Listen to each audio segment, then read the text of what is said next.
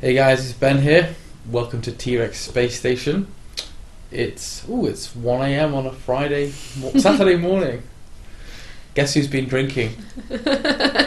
Mainly me. Ben's on his first drink. Guess who's trying to catch up? You're basically making me catch up so that I'm on your level. I said I'd finish it, but here we are. Will being drunk help loosen your tongue?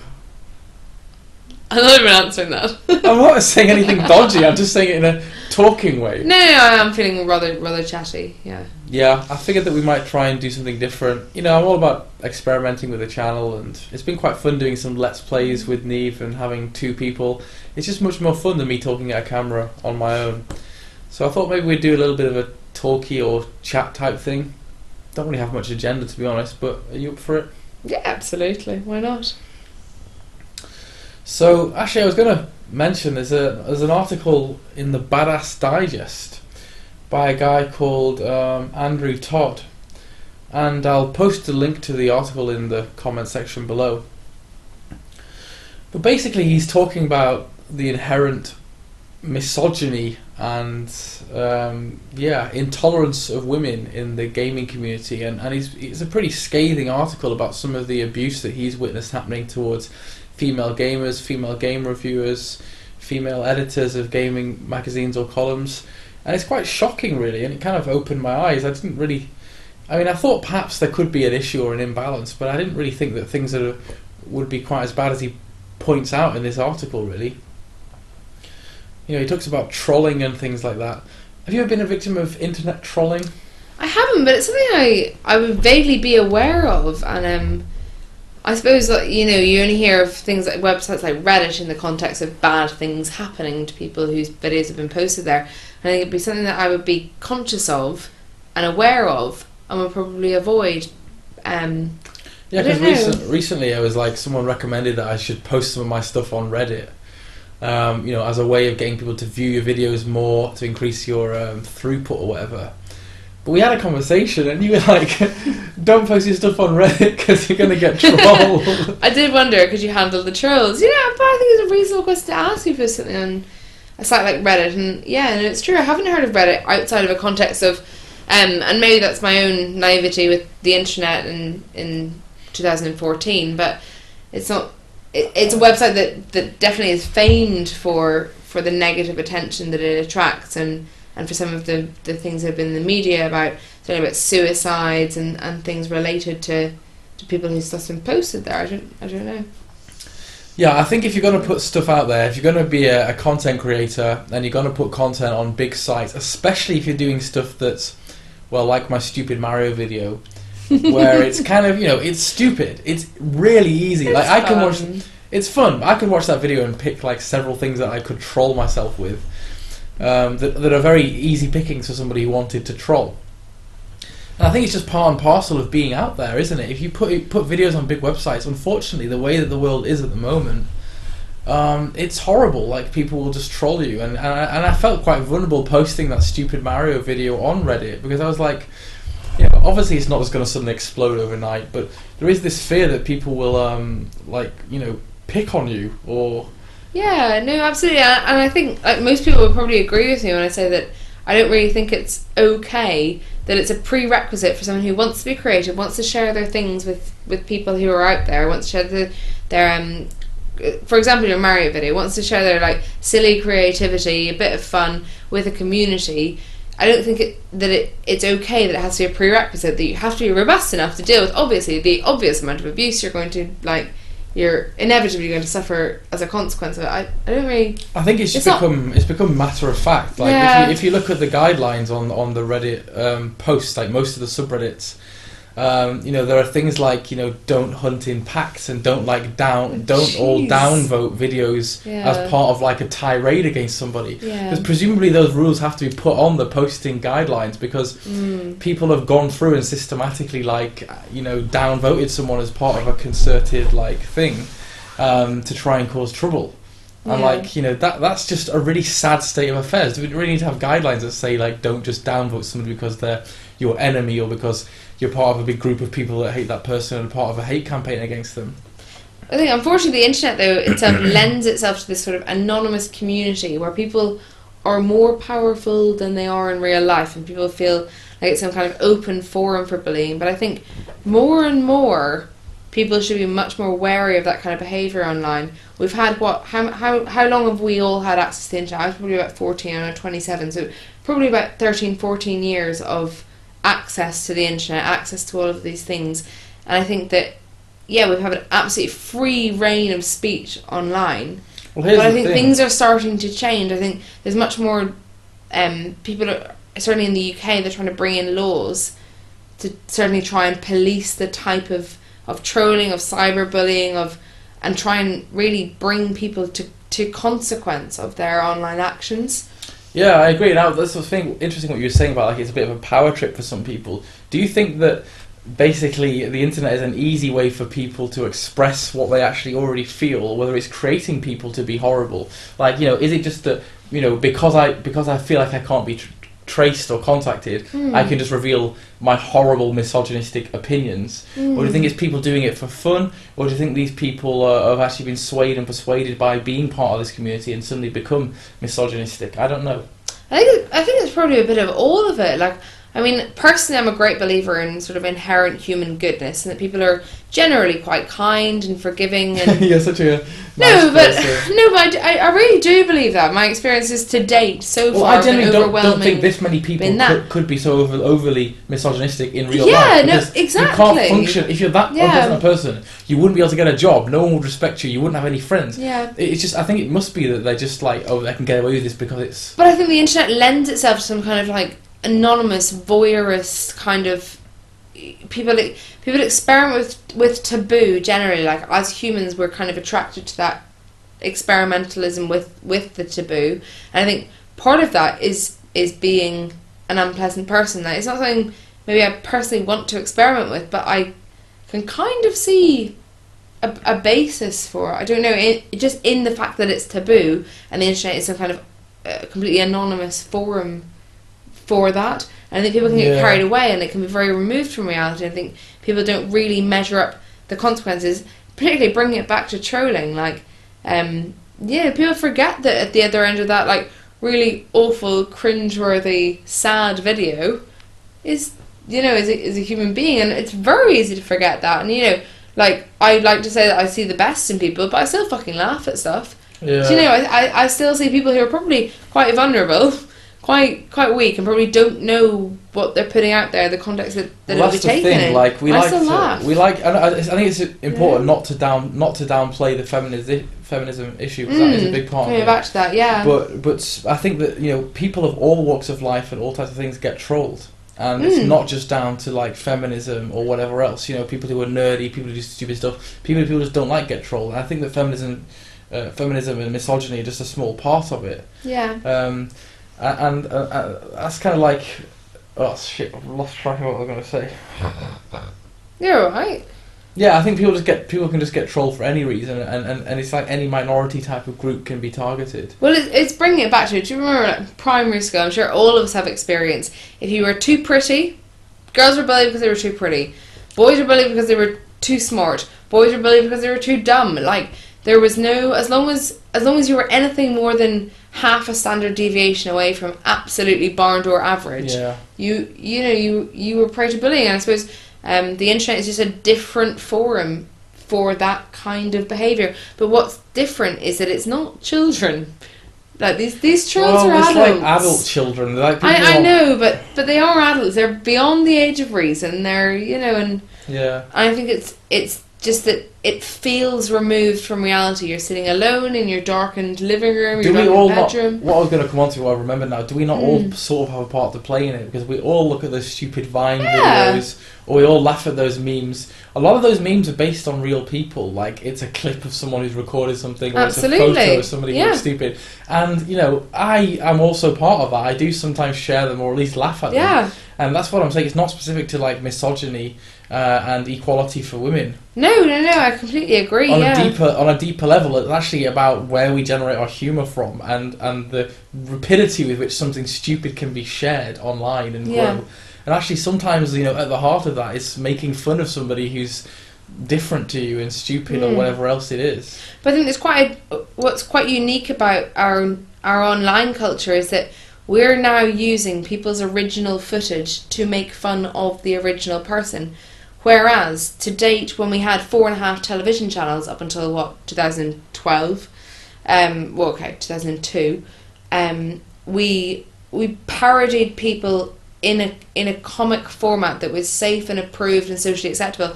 Whereas now, people are posting things that they think are interesting or fun, and they're globally being taken as comedy, and we're taking the piss out of people using their original footage. That's really quite unique to our generation. It's not something that people have been caricaturing people certainly for decades, but we haven't been using original footage of these vulnerable people to take the piss. I think there's actually a bit of a two-edged sword, because I think there are certain people, if you look at the Shuffle Girl meme, I think it basically came to light that actually those guys had sort of conspired to make that fight get out of control and be really stupid, and they knew they would get trolled, but as the old adage goes, any publicity is good publicity, and basically I think that those guys were actually quite clever. They still got a viral video, and I think the plan was that she would then go on and make more videos and people would watch them because they started out with that stupid Shuffle Girl thing. Well, perhaps with Shuffle Girl that's true, but I can't immediately recall any examples. But there are a wealth of examples of people who have accidentally become viral. Yeah, no, I know. Who are vulnerable for a number of reasons. That's the exception rather than the rule. But I think now, because it's such a big phenomenon going viral, people are starting to cotton on and manipulate the whole thing. It's another form of advertising. Yeah, almost open themselves up to trolling. But that's completely separate from the feminism issue. Yeah. Have you ever been a victim of sexism or? Not in the online community, but it's something I would vaguely be aware of. I mean, we posted a video the other day where I don't know if anybody else has seen it, but I'm not very familiar with the format of some of the video games we've been playing, and I accidentally selected no when I was asked by the game that I want to continue. Don't worry about accidentally selecting no, but I was a little bit aware later on. I was like, oh god, like people are going to see it, they're going to think, oh, girls are shit at video games, like blah blah blah. I was like, oh my god, we're going to get loads of dislikes and negative comments about women, and I'm like, this isn't normally how I portray myself as a woman, like I'm not normally this shit in public, like this is a subject I'm having fun exploring with Ben, but I don't want to make an idiot of myself, and I felt a bit vulnerable in that respect. But obviously, nothing's happened. It's fine. The gaming community that are mainly involved in T-Rex Space Station, etc., are actually a very reasonable bunch of nice people. From what I understand from Ben, and I think so. It's a bit of unnecessary anxiety, but it's based on the fact that people latch on to things with a kind of screen of anonymity. Mm-hmm. But no, online, and no, I must say, but I think I protect myself from it. I think I'm aware of it. I'm gonna have to pause here and do a jump cut. Now, what I was gonna say was, I think that gaming, I don't think it's unfair to say that gaming is probably a majority male thing, or at least certainly the online video gaming community is majority male. And I think that's where you start to run into trouble. When you get these things that are traditionally all blokes, for some reason there's a small proportion of people that seem to not like it when girls come and do it, or they're really horrible and sexist about it. You only have to go look at football, which is the perfect example of this sort of behaviour, to see what it's like when men all get together and it's a lad's thing. How many sexist comments were made when we had the first female lineswoman in a big match a few years ago. I think someone from Sky got sacked for making some derisive comment about it, and it's just not okay when you get into this kind of insular lad culture. And I think that gaming is at risk of becoming another thing like that, because for some reason or other it seems to be a majority male thing. And I think it's sort of, in that case, it's the responsibility of the men to actively counter and disagree with and highlight when it's unacceptable, this kind of behaviour. It's our job as the men, if this is predominantly a male thing, to be supporting the female gamers, the female bloggers, and to be kind of ousting and identifying the dicks that are trolling, and just to be like, this is not okay. I think that in football, the people have been way too soft on things like racism and homophobia. And I think that the onus does lie on the people who spot it as well as the people that do it. Yeah, no, and I think that's very fair. I think, unfortunately though, there's been and historically, obviously, there's been a huge gender divide in all sorts of activities from childhood onwards. Boys play football, girls play, I don't know, Sound of Music in the playground quietly. I know in my primary school, in my primary school, the playgrounds were separated at lunchtime. The boys were allowed to play football, the girls were certainly not allowed to play football. And the girls went off and played imaginary games at their end. It was fine, but from a very early age, there was quite an obvious gender divide, and I think even things like how magazines were marketed, and then bringing us on back to gaming. I mean, I was very lucky enough to own a yellow Game Boy. A yellow one? I had a yellow one. Yeah, high five. I know you did. It's there. Here it is. I was playing it last week. But that aside, my one's broken. But yeah, it did quite well. From quite an early age, I remember I was probably 11 when we got a Game Boy. And a Game Boy was something that a girl was allowed to have, and a girl was allowed to play. But they could probably stick to a couple of games, and the boys were going to explore the gaming world more, and the boys were going to much more engage in the multimedia format of gaming beyond the games and the consoles.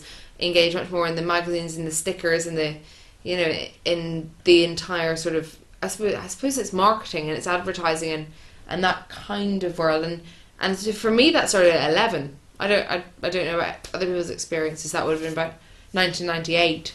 And from then on, gaming has been very much marketed as a boy's thing. I mean, I've had sort of quite a reasonable exposure to gaming throughout my life, but it's been very much on the back of my male cousins.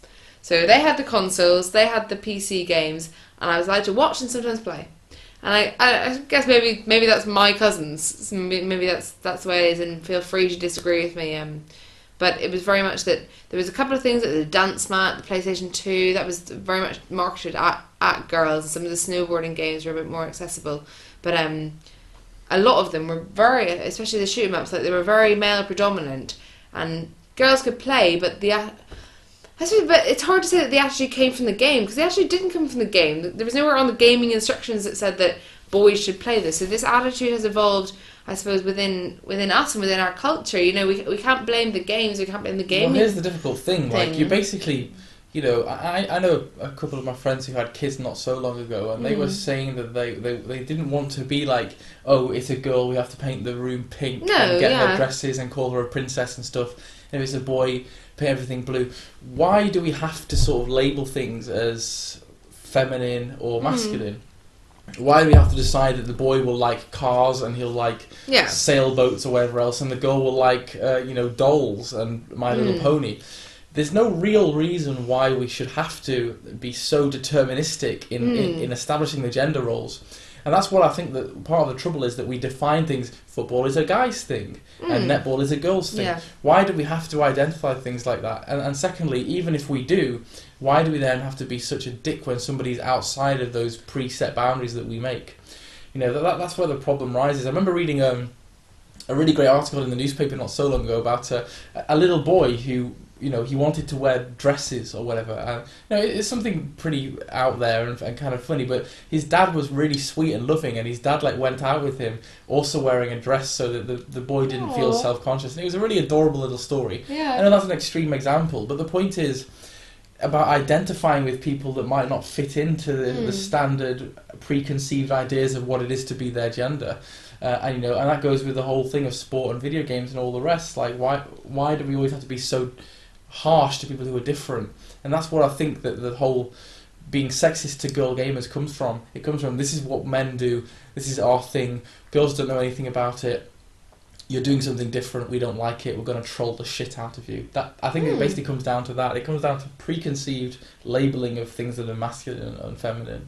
Well, to oversimplify your argument even more, I think what you're saying is, don't be a dick. I mean, that's the basics. Is that fair enough to say? I mean, you could probably just have one Reddit rule, which would be don't be a dick. Don't be a dick. That's what it comes down to, yeah. But I'm trying to, say a little bit further than that. Yeah. We do like to label things as guy or girl. Absolutely, but I think I think there's a lot of things about gender roles, and certainly back about my primary school days. I cut my hair short and wanted to be George when we played Famous Five, and it was very much, I want to be a boy, I want to be a boy, I want to be a boy. And luckily that was actually encouraged amongst my slightly eccentric peer group, and my parents were absolutely fine with it. You know, and that's fine, but I can see a lot of contexts in which that wouldn't be okay. Yeah, but you know, it's interesting to think, and I think it's not. I don't think it. Well, okay, we can dissect this a little bit further. I want to say largely, I don't think it's the fault of the gaming, the game producers, but mainly amongst the game promoters, amongst the communities, amongst maybe the magazines. I just think it's you know, it's pathetic little trolls behind a computer. But if we go back to beyond before the internet, the sort of, and you know, like back when you started discovering video games, you know, there was still like a gender divide, but there always has been with toys. Yeah, so maybe it is partially the media's fault on how they market these things. Maybe that is it. What I want to talk about is the portrayal. This is one of the big things: the portrayal of female characters in video games. Now, it's always that the guys can wear normal clothes and the girls have to wear... Hang on. I have some examples of some seriously abnormal clothing. Let me see my point. Alright. The girls always have to wear, like, little panties or, like, hot pants and weird booby things or whatever. Why is it always that the girls have to be sexed up? Can't they just have, like, you know, a normal army uniform, for example, as a fighting game or whatever? JRPGs are a genre of game that I play quite a lot of, and the women in JRPGs are always oversexed. Like it's not. Yeah, the men have ridiculous haircuts. No, I know there is ridiculously in both of them, but the male side isn't usually ridiculously sexy. It's just ridiculous. The female side is like. So? Well, they exaggerate the boob size. They exaggerate the buns. I know. They make them wear revealing clothes. It's specifically the sex appeal. That goes quite alongside the whole anime genre, and I suppose not moving quite as far as hentai, but towards that. I'm surprised you know what that is. I'm sorry, everybody. I do. I'm sure none of you know what hentai is. Edit. We're going to cut this. This is going down a very dodgy area that I don't want to explore. New subject. I'll just say the word tentacles and we'll leave it there. That means nothing to me. Apart from Day of the Tentacle, a very good point and click game. Good save. LucasArts. Sorry, what were you going to say? I don't know. No. No, I was saying that your JRPG, you know, and yeah, the female characters are definitely oversexed, but the males look fucking ridiculous. Yeah. All that choppy hair and highlights. Who gets highlights? No, they do all look ridiculous, but I'm just saying that the girls in games I'm glad you're saying that. Oversexed, and that's part of it. It has to start at the root of the games, as well as the community and the people that are dicks. But saying that, having games full of like overly sexed females doesn't mean that you turn into a dick. It doesn't mean that that's going to cause it. I just think it doesn't help. It's a confounding factor. But what about the games? And I don't have a lot of experience of Grand Theft Auto, but I have heard through several media reports that in Grand Theft Auto you can take an overly sexed female to the hills, have sex with her, and beat her unconscious. Is that true? Well, I mean, I'm not sure of the specifics of it, but yes, I mean, those games cover... I say that quite accusatory, I'm sorry. No, I mean, those games, the Grand Theft Auto games cover all sorts of crime, and they've been they've been pinpointed as scapegoats for ages about causing violence and things. You know, I think that in the context of a game that's specifically about crime, you know, there's no male-female preponderance there. You can murder people, which is bad. But it's a crime simulator type game, isn't it? So yeah, I mean, I think that I wouldn't put a sexist spin on that game, especially. I mean, no, I think that's just a game where you do bad things in general. To focus on the fact that there are prostitutes and things like that. I think that would detract from the fact that you should be first and foremost point out the glaring things like you're doing murders, you're doing massive drug deals. You're doing all of the commandments the wrong way. You're doing the crimes, the crimes. As someone who would describe myself as a feminist, I would what I believe by that is equality. It's not. I think maybe the word feminist is wrong, but I'm a firm believer in equality. What do you think about all the bad guys being guys? There are loads of evil women in the world. What about Cruella de Vil? Yeah, but where's 101 Dalmatians on your frigging Is there a 101 Dalmatians video game? I don't know. Is there? Right, you guys, if you can think of any video games where there are... Oh, the Evil Witch Mizrabel in Castle of Illusion. Alright, If you can think of any other video games where the evil villain is a female... That aren't Disney. Okay, that aren't Disney, you should comment below and let us know. Please. Okay, so, well, we've been rambling for about half an hour now, so I think sorry about that, guys. we should probably try and wrap things up. Do you have any final comments to make? No, actually. No, I think No? I think we've got it all out. I don't have any final comments other than I would like to shout out a couple of female members of the YouTube gaming community that I watch regularly, who I think you guys should check out if you haven't already, but you probably have. Now I'm going to have to look through my YouTube list here. The first up will be Boomstick229. This is a really great channel. Wow, she's got over 1,000 subscribers now. I remember watching her when she was a bit smaller than that. This is a really great channel for people who are collectors. I don't think she does many Let's Plays, but really, really great collecting. Quite a good Wii collection, actually. So if you're interested in collecting for the Wii like I am, you'll find lots of content here to enjoy. And she's really friendly and down to earth, and just, yeah, a great collection. The next one would be Jurassic. Another really, really great YouTube channel. Again, one for the collectors. She's often talking about games that she's been playing, games that she's recently completed, showing off games in a collection, and some really great 3DS and DS titles from what I remember. So definitely go and check her out. And let me just have a quick look through my list. Sorry, I had to look through my YouTube list there just to make sure I didn't get the names wrong. So the other one was Elisa White. Again, I've been a subscriber to her channel for a long time. She's nearly up to 1,000 subs now. Really cool channel. Lots of pickup videos and cool geeky stuff. And she's got a really great personality too. So check her out. And the final one, pretty huge channel here, which is Fragdolls. This is a completely female-run gaming website. It's got loads of cool stuff. I really like the tech advice. They show you how to build a new computer from scratch and things. And lots of kind of hot off the press video game news and things, so definitely check them out. Alright guys, thanks for watching this video, and please do leave some comments in the section below. We'd like to get a discussion going about your thoughts on what we discussed. Take it easy. Take it easy.